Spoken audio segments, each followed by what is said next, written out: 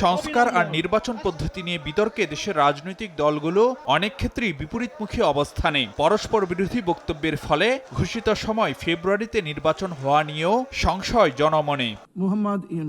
দেশে যখন এই অবস্থা, বাইরে তখন ভিন্ন চিত্র।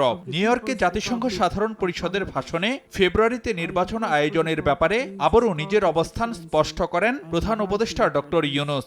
আগামী বছরের ফেব্রুয়ারি মাসে আমরা জাতীয় নির্বাচন অনুষ্ঠানের প্রস্তুতি নিচ্ছি।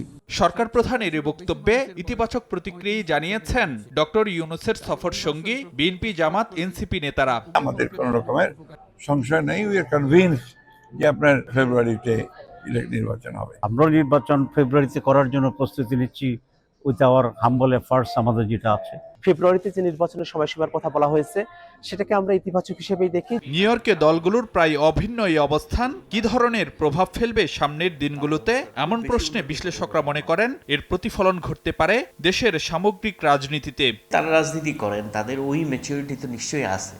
এদিকে প্রধান উপদেষ্টার বক্তব্যে উল্লেখযোগ্য অংশ জুড়ে ছিল রোহিঙ্গা ইস্যু।